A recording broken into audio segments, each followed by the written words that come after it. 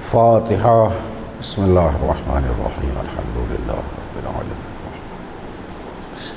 ایاک نعبد و ایاک نستعین، صراط المستقیم صراط الذین غیر المغضوب علیہم ولا الضالین، ولا حول ولا قوة الا باللہ العلی العظیم۔ حسبنا اللہ ونعم الوکیل ونعم المولا ونعم النصیر۔ اعوذ باللہ من الشیطان اللعین الرجیم۔ بسم اللہ الرحمن الرحیم۔ الحمد للہ رب العالمین، الصلاة والسلام على أشرف الأنبياء والمرسلين، محبوب رب المشرقين والمغربين، جد الحسن والحسين، المکی المدنی القرشی الہاشمی الابتہی، مولانا و مقتدانا و ہادینا ابی القاسم محمد، اللہم صلی علی محمد و آل محمد وعجل وعلى آل بیتہ الطیبین الطاہرین المعصومین المظلومین المنتخبین المنتجبین۔ اما بعد، فقد قال رسول اللہ صلی اللہ علیہ وآلہ وسلم، بسم اللہ الرحمن الرحیم، ان الحسین مصباح الہدی و سفینۃ النجاة۔ حضرات گرامی قدر، محبان آل رسول علیہم الصلاۃ والسلام، 1442ویں ہجری کی یہ آج اس سلسلے کی دوسری مجلس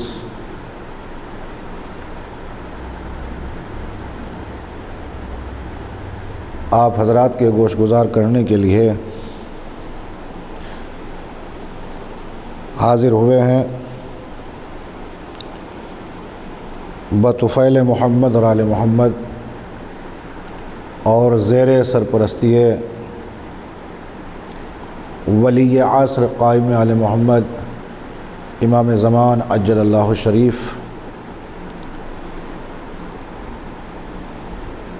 کل میں نے آپ حضرات کی خدمت بابرکت میں کچھ معروضات، کچھ درخواستیں پیش کی تھی، اسی سلسلے کو آگے بڑھاتے ہوئے آج پھر اس دوسری مجلس کے حصے میں کچھ معروضات، کچھ درخواستیں پیش کرنا چاہتے ہیں۔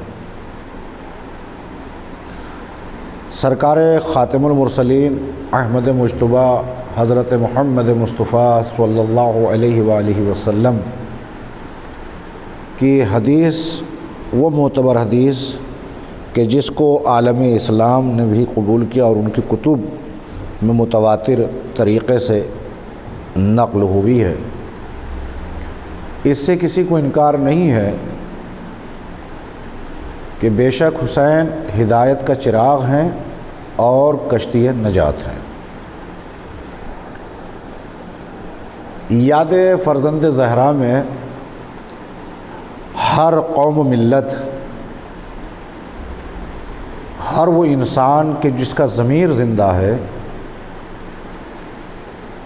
ہر کسی کی زبان پر ان ایام میں نام حسین جاری و ساری ہے۔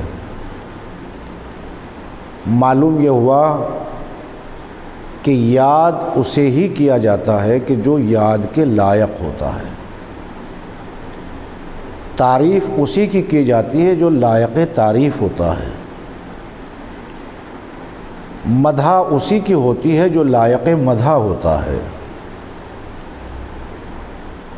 اور جس کا کردار مجروح ہوتا ہے، جس کے کردار سے کسی انسانیت کو کوئی فیض نہیں پہنچا، تو گویا وہ زندہ بھی مردہ تھا اور مرنے کے بعد تو وہ خود مردہ ہے۔ لیکن میں آپ کی خدمت میں یہ بات اولاً عرض کرتا ہوا چلوں کہ کربلا 60 ہجری ہی کا واقعہ نہیں ہے، 61 ہجری ہی کا وقت تک اہل حرم کے واقعات محدود نہیں ہیں۔ گویا کہ قربانی شہدائے کربلا اور روز قیامت تک زندہ جاوید ہے۔ اکثر و بیشتر آپ حضرات نے سنا ہوگا کہ اپنا کردار ایسا بناؤ کہ اگر تم اس محفل میں نہ بھی ہو تو لوگ تمہاری غیر موجودگی میں تمہارے کردار کی تعریف کریں۔ بذات ہی خود فرزند زہرا امام حسین علیہ السلام ہمارے درمیان نہیں ہے، لیکن امام حسین علیہ السلام نے عالم انسانیت کے لیے ایسا کردار چھوڑا ہے کہ نسلیں آتی رہیں گی، جاتی رہیں گی، لیکن کردار امام حسین زندہ رہے گا۔ یہی ہمیں محسوس کرنا ہے اور یہیں سے ہمیں درس لینا ہے۔ اسی لیے امام حسین علیہ السلام کو اس حدیث میں ہدایت کا چراغ کہا گیا ہے۔ یہ جلتا رہے گا قیامت تک اور روشنی کائنات تک پہنچاتا رہے گا۔ امام حسین علیہ السلام کی ذات والا صفات تعارف کی محتاج نہیں ہے۔ امام حسین اس ذات کا نام ہے کہ جس کی ماں بھی معصومہ ہے، جس کے والد ماجد بھی معصوم ہے، نانا بھی معصوم ہے، بھائی بھی معصوم ہے اور خود بھی معصوم ہے۔ کتنا پاک و پاکیزہ طیب و طاہر شجرہ ہے میرے امام کا۔ نجاست ان کے قریب نہیں آ سکتی اور یہ نجاست کے قریب نہیں جا سکتے۔ جیسا کہ آپ حضرات بار بار سنتے ہیں، آیت پڑھتے بھی ہیں کہ بسم اللہ الرحمن الرحیم انما یرید اللہ لیذھب عنکم الرجس اہل البیت ویطہرکم تطہیرا۔ اللہ نے ان کو اتنا پاک و پاکیزہ صاف و شفاف بنایا ہے، محسوس کرنے کی کہ نجاست ان کے قریب نہیں آ سکتی اور نجاست کے قریب نہیں جا سکتے۔ معصوم کے معنی ہی یہ ہے کہ جو بے گناہ ہوں۔ اللہ اکبر۔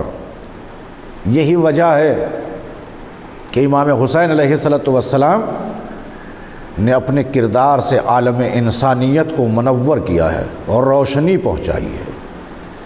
اسی لیے خاتم المرسلین نے حدیث میں ارشاد فرمایا کہ حسین ہدایت کا چراغ ہے اور کشتی نجات ہے۔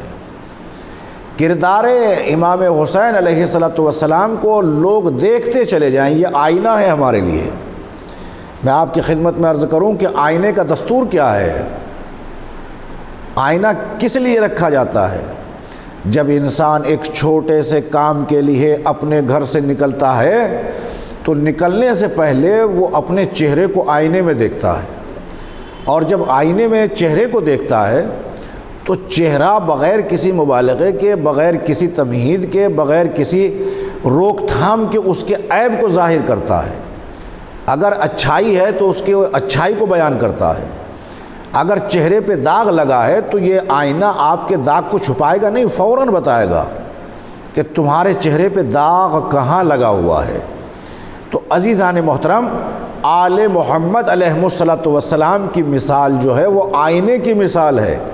اگر ہمارے کردار میں داغ لگے ہوئے ہیں تو ہم آئینہ آل محمد میں دیکھیں کہ آل محمد نے اس کے متعلق کیا کہا۔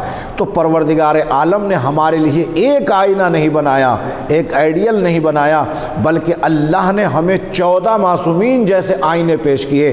کہیں حسن حسین جیسا کردار دیا، کہیں امام حسین جیسا کردار دیا، کہیں امیر المومنین جیسا کردار دیا۔ کہا ان آئینوں میں اپنی تصویر کو دیکھتے چلے جاؤ اور اپنے کردار سازی کرتے چلے جاؤ۔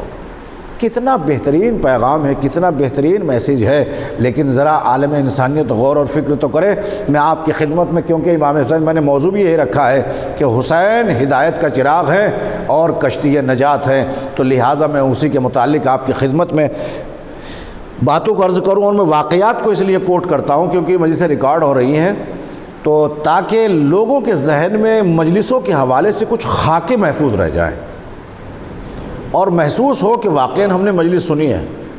تو میں اسی حوالے سے آپ کی خدمت میں ایک واقعہ عرض کروں تاکہ بات اور واضح ہو جائے اور میری بات اپنے سامع تک پہنچ جائے۔ جناب نوح علیہ السلام نبی ہیں، اور جناب نوح علیہ السلام کا سن مبارک جو ہے 950 برس تو وہ ہے کہ جس میں آپ نے تبلیغ دین کی ہے، اور مفسرین نے 1800 برس کا آپ کا سن بتایا۔ آج اگر انسان کو 70 یا 80 برس کا سن مل جاتا ہے تو انسان فخر محسوس کرتا ہے کہ 80 برس کے تھے، 90 کے تھے، 70 کے تھے، لیکن جناب نوح علیہ السلام نے اپنی زندگی جو 1800 برس کی گزاری، اتنی محتاط زندگی تھی جناب نوح علیہ السلام کی کہ آپ نے اپنے لیے کسی اچھے مکان کا بھی انتخاب نہیں کیا تھا۔ مفسرین نقل کرتے ہیں کہ جس گھر میں آپ رہتے تھے تو وہ پتوں کا مکان تھا، اور پتوں کے مکان میں کیفیت یہ ہوتی تھی کہ آپ کے پیر گھر کے باہر ہوا کرتے تھے اور سینہ آپ کا اس پتے کے مکان کے اندر ہوا کرتا تھا۔ تو کسی نے سوال کر لیا، کیا سوال کیا؟ یا نبی اللہ، اللہ نے آپ کو اتنا سن دیا ہے، اتنی عمر دی ہے، اتنی ایج دی ہے، تو آپ کیوں اپنے لیے اچھا سا مکان نہیں بنا لیتے؟ کہا کتنا میرا سن ہے، کتنی میری ایج ہے؟ تو کہا 1800 برس۔ تو جناب نوح علیہ السلام فرماتے ہیں کہ پروردگار کی عبادت کے لیے ہمیں پیدا کیا گیا ہے، یہ دنیا فنا ہونے والی ہے، یہ دار بقا نہیں ہے، یہ دنیا دھوکہ دینے والی ہے۔ تو آئیے میں آپ کی خدمت میں عرض کروں، تو اس کہنے والے نے کہا کہ جب ایک قوم آخری نبی کے زمانے کے لوگ آئیں گے تو وہ اپنے مکانوں کو لوہے اور پتھروں سے بنائیں گے، اتنے مضبوط ان کے مکانات ہوں گے۔ کہا ان کا سن کیا ہوگا؟ کہا کسی کا 60، کسی کا 70، کسی کا 80، 90، 100 تک پہنچنا تو بڑا مشکل امر ہوتا ہے۔ لیکن عزیزان محترم، جناب نوح کا جملہ سنیں، بڑے کمال کا جملہ ہے۔ سرکار جناب نوح علیہ السلام فرماتے ہیں کہ کاش کہ میری زندگی اتنی ہوتی جتنی محمد کے امت کے لوگوں کی ہوگی، تو کاش کہ میں ایک مرتبہ اپنے سر کو بارگاہ الہی میں رکھتا اور پوری زندگی ایک سجدے میں گزار دیتا۔ یعنی ایک نبی تو سجدوں کی اتنی تمنا کر رہا ہے، جس کے سامنے سجدہ حسین ہو اور پھر وہ نمازوں سے غافل ہو، یہ منزل کچھ سمجھ میں نہیں آتی۔ تو لہٰذا حسینیوں کا فرض ہے، نبی کی سیرت ہمارے سامنے ہے، امام حسین علیہ السلام کی سیرت ہمارے سامنے ہے، کہ ہم ان سیرتوں کو دیکھتے چلے جائیں اور اپنے کردار کو بناتے ہوئے چلے جائیں۔ ارباب کرم، اہل نظر حضرات، غور فرمائیے گا کہ جس واقعے کی طرف میں آپ کو لے جانا چاہتا ہوں، جناب نوح علیہ السلام نے کشتی بنائی اور نجات ملی ان افراد کو کہ جو جناب نوح علیہ السلام کی کشتی میں سوار ہو گئے۔ اس میں چرند بھی تھے، پرند بھی تھے، حیوانات بھی تھے، انسان بھی تھے۔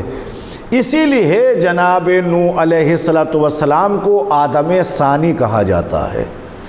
بقیہ جو کشتی کے علاوہ رہ گئے تھے وہ سب غرق آب ہو چکے تھے، کوئی محفوظ نہیں رہا۔ تو جب جناب نوح علیہ السلام نے کشتی بنانے کا اعلان کیا کہ جو اس پہ سوار ہو جائے گا اسے نجات مل جائے گی، تو جب جناب نوح علیہ السلام کی کشتی میں اللہ نے یہ اثرات رکھے کہ جو اس پہ سوار ہو گیا اسے نجات مل گئے، باقی سب کے سب غرق ہو جائیں گے، تو اب یہیں سے متوجہ ہو جائیں کہ پھر جو سفینہ نجات ہے، جو کشتی نجات ہے، اس کشتی کا معاملہ کتنا بلند ہوگا۔ یعنی یہ کشتی وہ کہ جس کو آدمیت کو نجات ملی ہے، لیکن امام حسین علیہ السلام کی کشتی وہ ہے کہ جو اس پہ سوار ہو گیا اس کی دنیا بھی کامیاب رہے گی اور آخرت بھی کامیاب رہے گی۔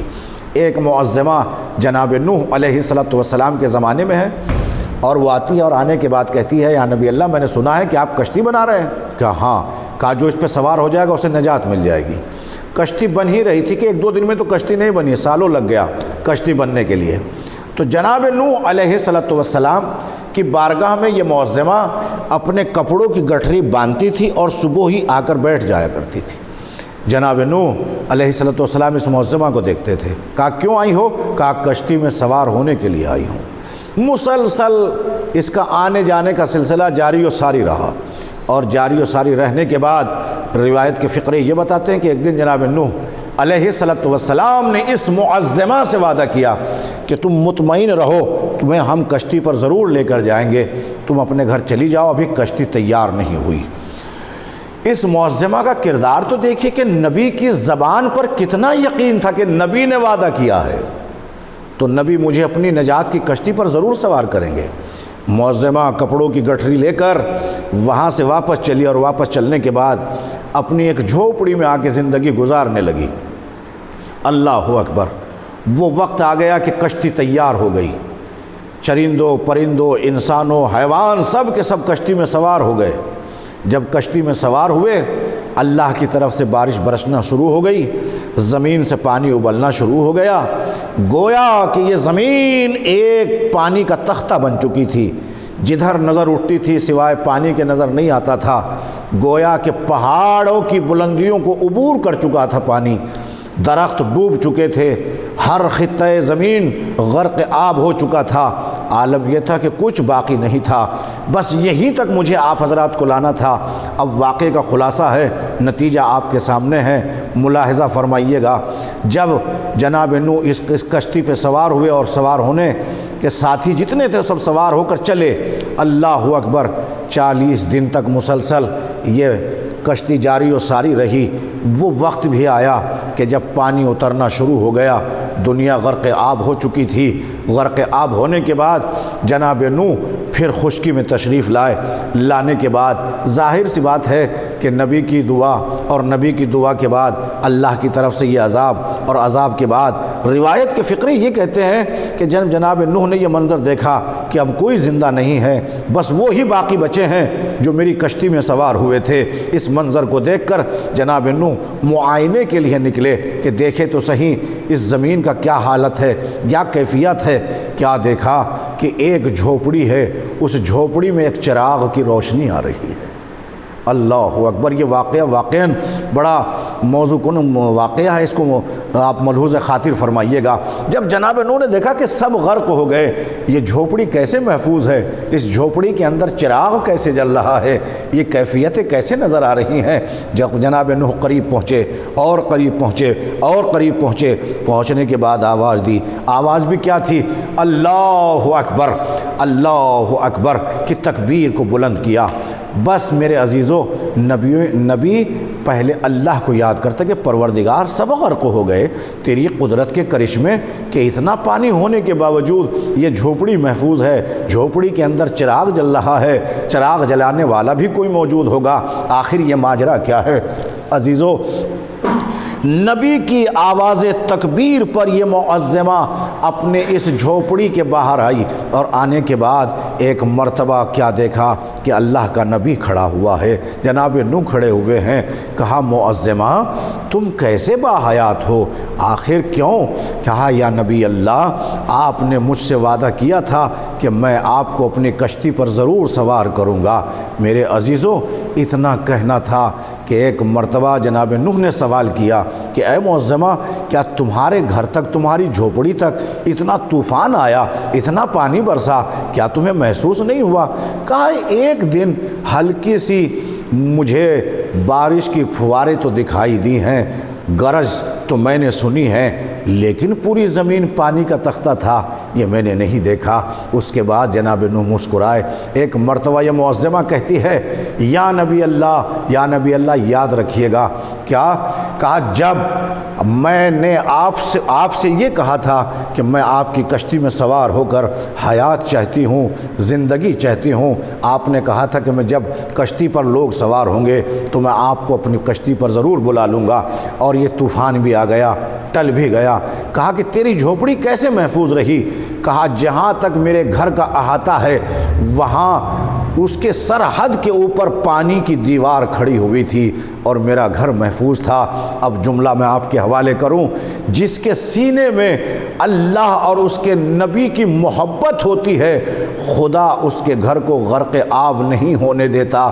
تو یاد رکھیے گا، جس کے سینے میں حسین کی محبت ہوتی ہے وہ گھر بھی آباد رہتا ہے، اس گھر کا وہ گھر کی چھتیں بھی آباد رہتی ہیں۔ لہٰذا میں یہی بات عرض کرنا چاہتا ہوں عزیزان محترم، جب نبی ایک کسی سے وعدہ کر لے کہ میں تمہیں اپنی کشتی پہ سوار کروں گا، وہ معظمہ محفوظ رہ جاتی ہے۔ تو جس حسین کی ماں نے ہماری نجات کی دعا کی ہے، ہماری شفاعت کی دعا کی ہے، تو کبھی بھی ان شیعان حیدر کرار پر آفت و مصیبت نہیں آئے گی، بلکہ نجات کا ذریعہ جناب فاطمہ ہے، نجات کا ذریعہ ذات امام حسین علیہ السلام ہے۔ اسی لیے ہدایت کا چراغ قرار دیا گیا ہے۔ اللہ اکبر، ذرا سا آپ نے محسوس کیا کیا منزلیں ہیں خدا کی قسم۔ اس موقع کے اوپر میں آپ کی خدمت میں یہ عرض کروں کہ امام حسین علیہ السلام کی جو زندگانی ہے اور امام کے واقعات کربلا، یہ اس بات کی علامت اور دلالت ہے کہ امام کا کوئی عمل اور کوئی فعل اپنی ذات کے لیے نہیں ہے، بلکہ ہر عمل و فعل امام حسین علیہ السلام خوشنودی الہی کے لیے کر رہے ہیں۔ ارباب کرم، اہل نظر حضرات، یاد رکھیے گا پھر میں اسی کے متصل کہ امام حسین کشتی نجات کیسے ہیں۔ امام حسین علیہ السلام راہ ہدایت کیا ہے؟ جب اللہ نے عذاب کیا ہے نبی کے مد مقابل آنے والوں پر، حامان و شداد و فرعون و نمرود، یہ جتنے بھی غرق آب ہوئے، یہ وہ ہے کہ جو تکبر اور گھمنڈ کی وجہ سے اللہ نے ان کے اوپر عذاب کو نازل کیا۔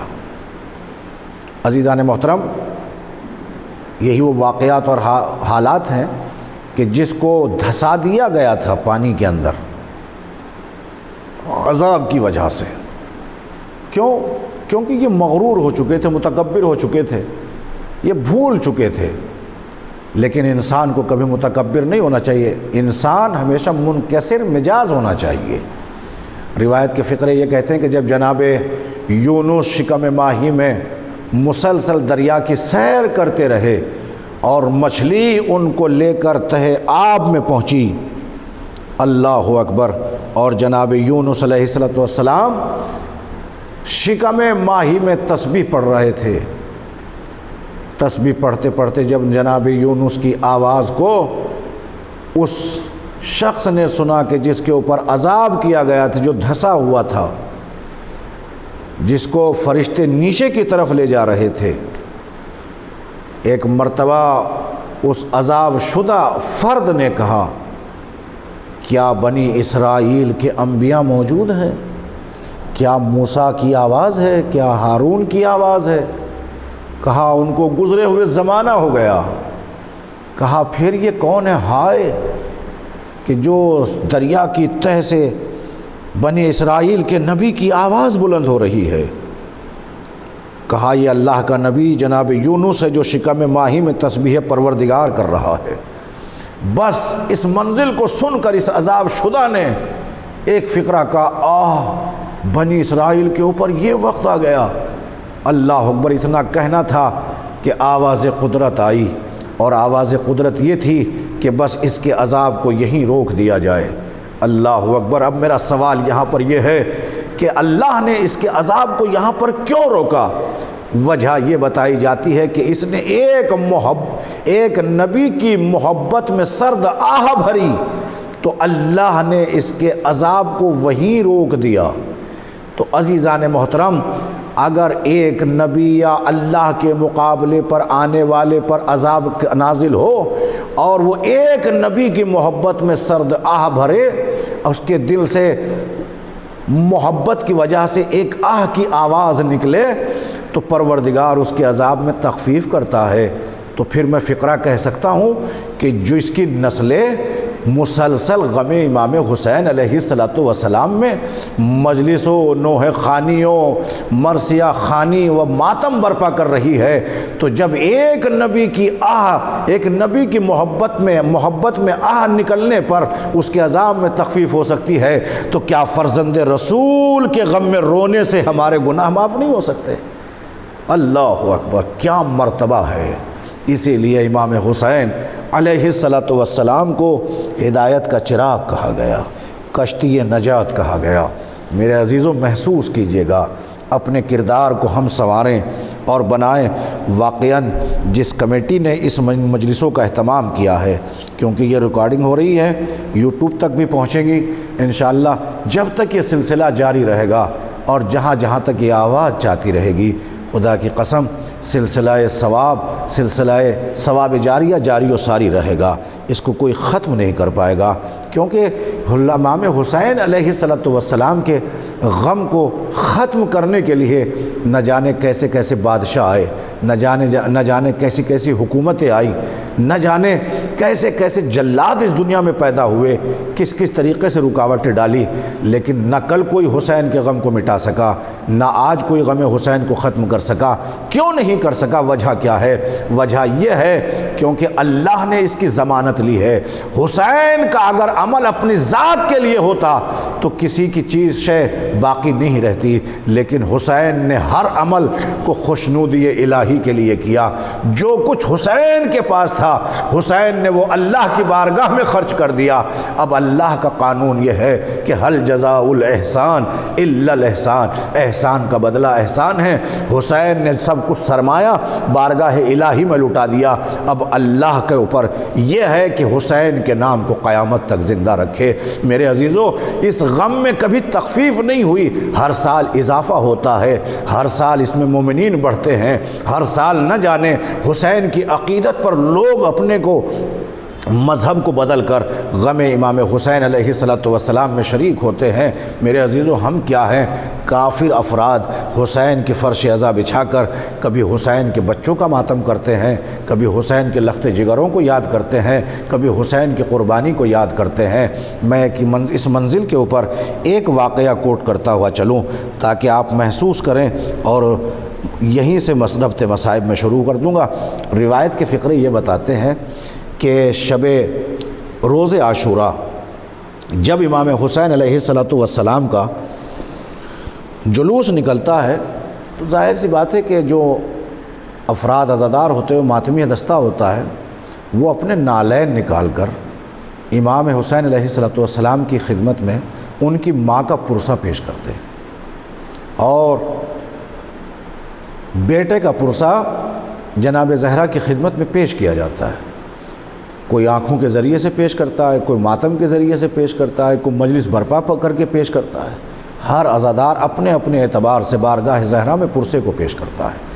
شہزادی ہمارے بھی اس پرسے کو قبول فرمائیے گا، لیکن میرے عزیزو، اس گھرانے کا انداز الگ ہے، اس گھرانے کا طریقہ الگ ہے، اور غیر بھی کتنے متاثر ہو جاتے ہیں ایک دوسری قوم سے کہ جس کے اولاد نہیں ہوا کرتی تھی۔ واقعہ طولانی ہے، وقت نہیں ہے میں پورے واقعے کو عرض کروں، اس کا خلاصہ میں آپ کی خدمت میں پیش کیے دیتا ہوں کہ وہ جو لاولد تھی، اور وہ ہر جگہ، ہر ڈاکٹر کے پاس، ہر درگاہ پر حاضری دے چکی تھی، لیکن اسے اولاد نصیب نہیں ہوئی۔ تو اس کے پہلو میں رہنے والی کسی کنیز سیدہ نے کہا کہ آج روز عاشوراء ہے، تو جا کر حسین کے علی اصغر کے جھولے سے منت کیوں نہیں مان لیتی؟ تجھے حسین کا اصغر اولاد دے گا۔ اللہ اکبر! یہ بڑی تشویش میں تھی کہ میں ہر جگہ گئی، مجھے کہیں نہیں مل پایا، مایوس ہو گئی۔ لیکن جو لاولد ہوتا ہے اس کے دل سے کوئی پوچھ کر دیکھے، اسے قرار نہیں آتا۔ یہ اٹھی اور اس جلوس کی طرف بڑھی اپنے شوہر کے ساتھ کہ جس راہ پر جلوس امام حسین جا رہا تھا۔ عزیزو، جلوس سے بہت فاصلے پر انہوں نے اپنی گاڑی کھڑی کی اور پیروں سے نالین نکالے، سر کے اوپر چادر ڈالی، اور ڈالنے کے بعد ایک چھوٹا سا جھولا نظر آیا۔ اس جھولے کو پکڑ کر اس نے اپنی منت مانی، اور منت کا ماننا تھا کہ ایک مرتبہ اگلا محرم نہیں آیا کہ اللہ نے اس کو صاحب اولاد کر دیا۔ جب صاحب اولاد یہ ہو گئی تو پھر اپنی منت کو برانے کے لیے، پورا کرنے کے لیے یہ لٹیا کے اندر دودھ لے کر چلی، دودھ کا لوٹا لے کر اس جلوس کے اندر پھر پہنچی۔ پہنچنے کے بعد اس نے وہ دودھ گھوڑے کے سموں پر ڈالا۔ اللہ اکبر! ہمارے ذاکر اہل بیت خطیب الایمان اس دار فانی سے کوچ کر گئے، لیکن ان کا یہ جملہ کہتے ہیں کہ میں بھی اس جلوس میں موجود تھا کہ میں نے ان سے کہا کہ معظمہ یہ گھوڑا ہے، جانور ہے، کہیں ایسا نہ ہو کہ یہ قدم رکھ دے۔ اور جلتی ہوئی زمین پر جو ان کو بیٹا ملا تھا انہوں نے گھوڑے کے سموں میں ڈال دیا۔ اللہ اکبر! جب ان کو روکا گیا تو یہ کہتے کہ کالے کپڑے پہن کر آپ کو حسین پر یقین نہیں ہے، مجھے اگر یہ اولاد ملی ہے تو حسین کے علی اصغر کی توسل ملی ہے، اگر وہ لینا چاہیں تو میں اپنے بیٹے کو دینے کے لیے تیار ہوں۔ عزیزو، جب آج 1400 برس کے بعد بھی حسین کے اعجازات و معجزات کے یہ عالم ہے تو آپ یاد کیجئے گا کہ جب لوگ حسین سے ملتے ہوں گے، حسین کے اصغر کو دیکھتے ہوں گے، حسین امام حسین علیہ السلام سے ملاقات کرتے ہوں گے تو انداز کیا رہا ہوگا۔ 1400 سال کے بعد آج بھی یہ معجزہ ہے، یہ عزاداری ہے، یہ ورنہ ختم کرنے والوں نے بڑی سازشیں کیں، بڑے اہتمامات کیے، لوگوں نے سینوں پہ گولیاں کھائیں لیکن غم حسین سے گریز نہیں کیا۔ بس میرے عزیزو، میں نے گفتگو کو تمام کیا، انشاءاللہ یہ سلسلہ جاری و ساری رہے گا۔ ہماری اس گفتگو کو آپ سماعت فرماتے رہیے گا اور ہماری حوصلہ افزائی فرمائیے گا۔ عزیزان محترم، بس میں زیادہ کچھ عرض نہیں کرنا چاہتا کیونکہ حالات اور واقعات کی بنیاد پر کچھ تاریخیں پیچھے ایسی گزر چکی ہیں کہ جن میں ان شہزادوں کا تذکرہ نہیں ہو پایا، مجلسیں نہیں ہو پائی۔ اللہ اکبر! دل تڑپتا ہے، کم از کم ایام عزا ہیں ان کو بھی پرسہ دے لیا جائے۔ عزادارو، کیونکہ آج 2 محرم ہے، 2 محرم، اللہ اکبر! آج حسین وارد کربلا ہو رہے ہیں، فرزند زہرا۔ میرے عزیزو، میں آپ کی خدمت میں یہ عرض کر رہا ہوں کہ سورج غروب ہو رہا تھا، ایک مرتبہ امام حسین کا یہ قافلہ سرزمین کربلا میں وارد ہوا۔ روایت بتاتی ہے کہ حسین نے یکے بعد دیگر 7 گھوڑے بدلے، 7 سواریاں تبدیل کی، لیکن کوئی گھوڑا قدم نہیں بڑھاتا۔ کچھ لوگوں کو بلایا گیا اور بلانے کے بعد پوچھا کہ اس زمین کا نام کیا ہے؟ کسی نے غازریہ بتایا، کسی نے کہا کہ شط فرات ہے کہتے ہیں، کسی نے نینوا کہا۔ عزادارو، کسی نے ماریہ کہا۔ اس کے بعد ایک بزرگ اٹھا اور اٹھنے کے بعد کہا اس زمین کو کرب و بلا بھی کہتے ہیں۔ میں اتنا سننا تھا۔ امام حسین فرماتے ہیں بھائی عباس، خیمے نصب کیے جائیں۔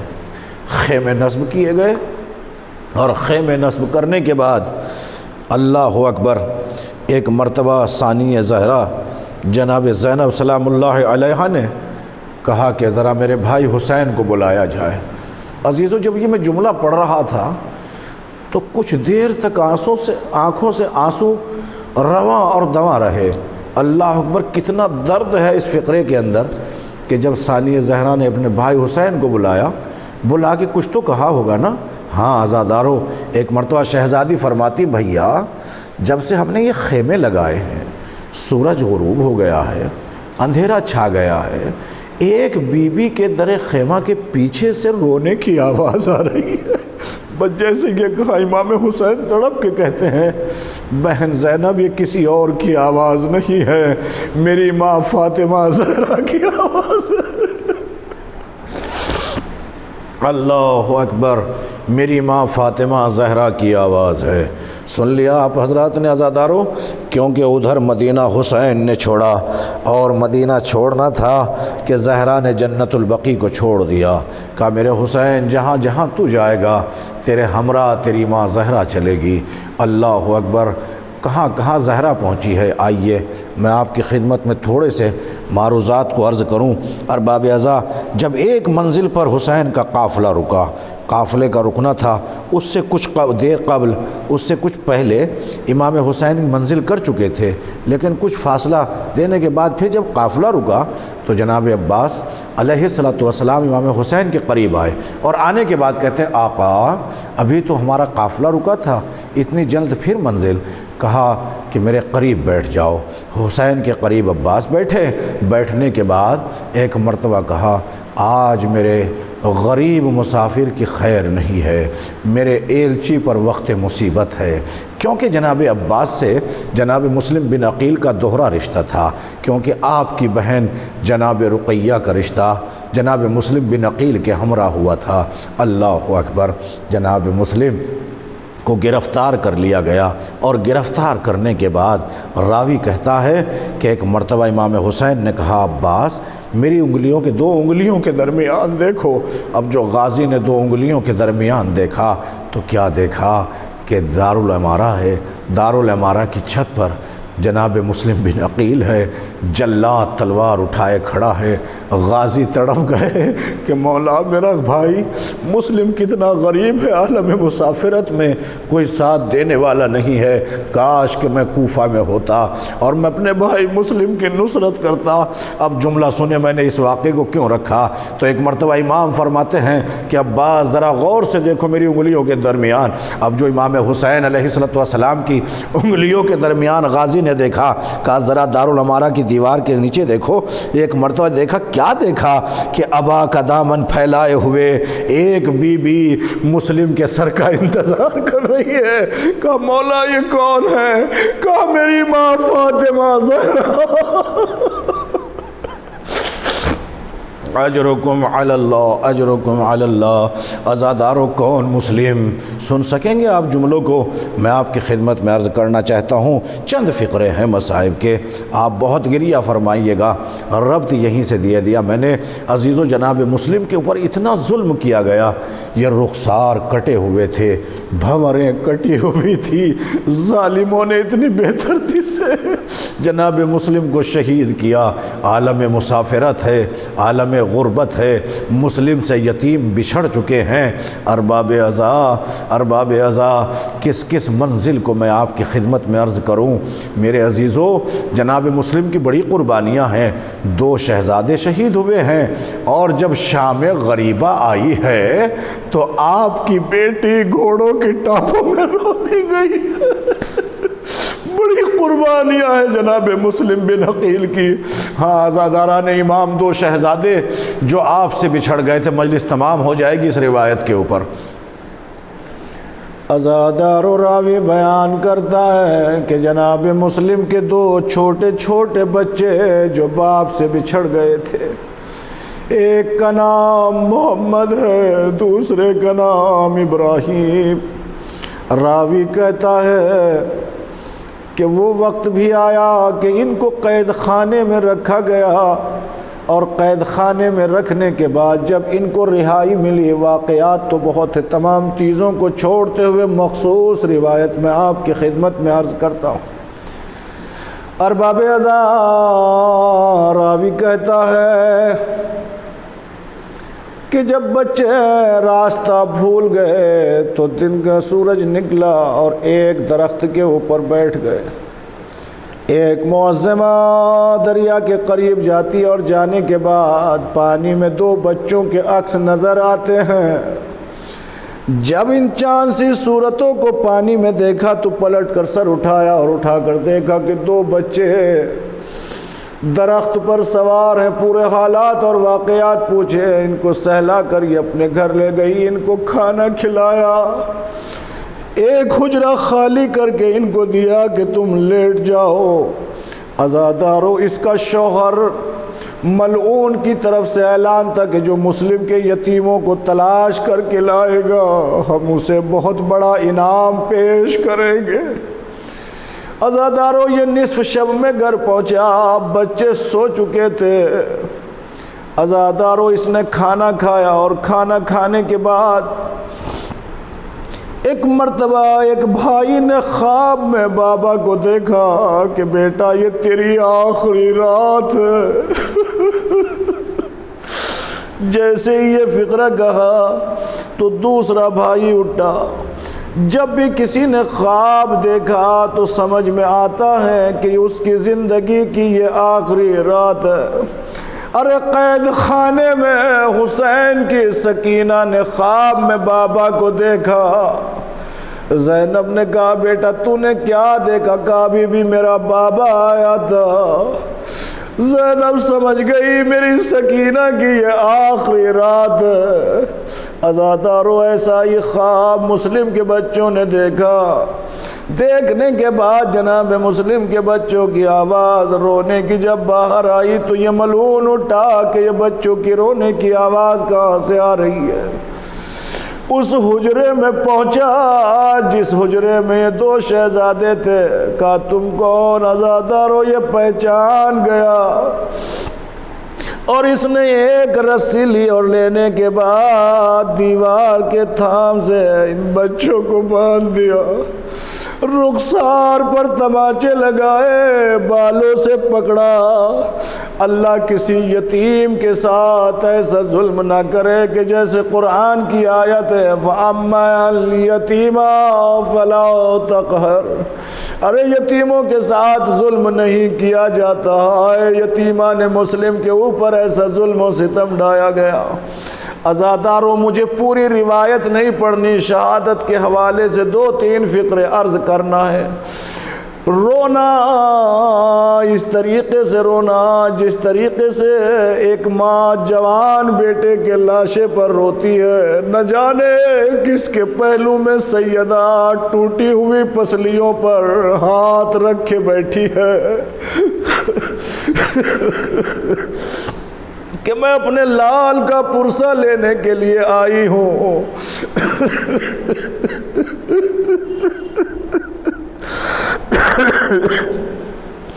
عزاداران امام رونے کے طریقے الگ الگ ہیں۔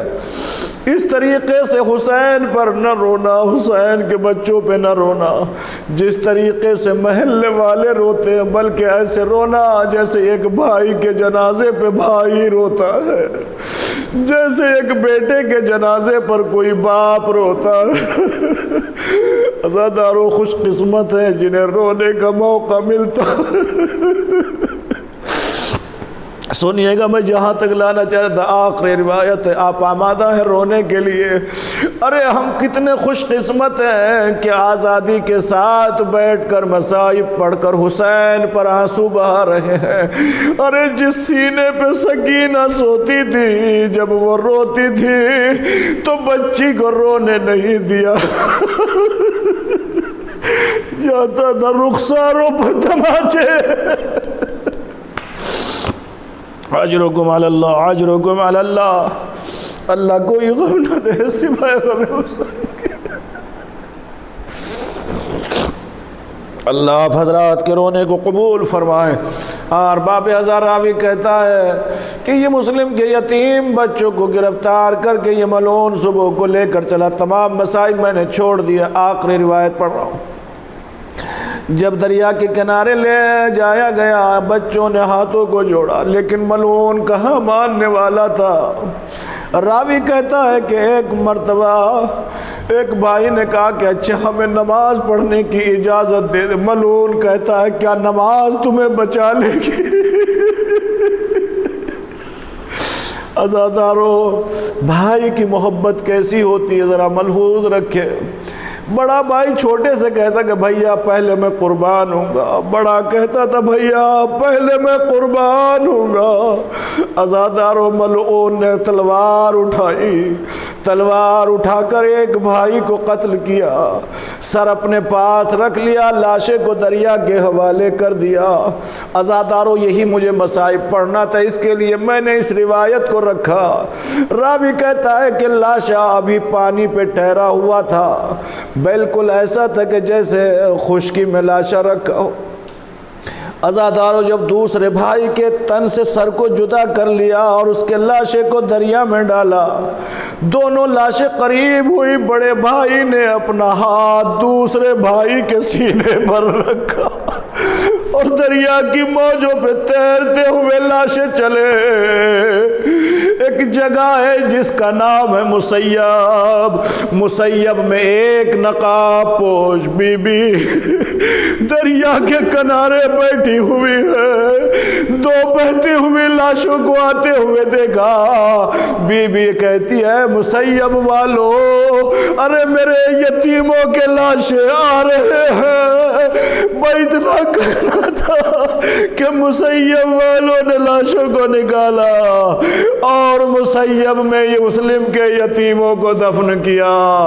شہزادی نے ماتم کیا، ہائے میرا مسلم، ہائے یتیمان مسلم، الا لعنت اللہ علی القوم الظالمین وسيعلم الذين ظلموا أي منقلب ينقلبون انا للہ وانا الیہ راجعون رضا بقضائہ وتسلیما لعمرہ۔ پروردگارہ تجھے واسطہ محمد اور آل محمد کا چہردہ معصومین کا واسطہ معبود، ہماری عبادت کو اپنی بارگاہ میں قبول فرما۔ حاضرین جو حضرات اس مجلس کو سن رہے ہیں میرے معبود، ان سب کی جائز حاجات کو قبول فرما، جو بیمار ہیں ان سب کو شفائے کاملہ و عاجلہ عطا فرما۔ پروردگارہ تجھے واسطہ محمد اور آل محمد کا عزاداری امام حسین کو فروغ عطا فرما، عزاداری کے دشمنوں کو نیست و نابود فرما۔ پروردگارہ تجھے واسطہ محمد اور آل محمد کا ہماری اس عبادت کو، ان مختصر سے الفاظ کو اپنی بارگاہ میں قبول فرما، اور میرے معبود روز محشر اس مصائب کے توسل ہمیں نجات عطا فرما۔ اے میرے اللہ تجھے واسطہ محمد اور آل محمد کا، تجھے واسطہ شہیدان کربلا علیہ السلام کا، ہر شیعان حیدر کرار کی جہاں کہیں بھی موجود ہم سب کی جان مال عزت آبرو ناموس کی حفاظت فرما۔ پروردگارہ تجھے واسطہ محمد اور آل محمد کا، جن حضرات نے اس مجلس کا اہتمام کیا ہے، پروردگارہ ان کے توفیقات میں اضافہ فرما، ان کے رزق میں وسعت عطا فرما۔ پروردگارہ دعاؤں میں آخری دعا یہ ہے کہ ہماری اس عبادت کو قبول فرما، اور منتقم خون حسین امام عصر علیہ السلام کے ظہور میں تعجیل فرما، ہمیں ان کے اعوان و انصار میں شمار فرما۔ اور ربنا تقبل منا انک انت السمیع العلیم۔ ماتم حسین حسین حسین۔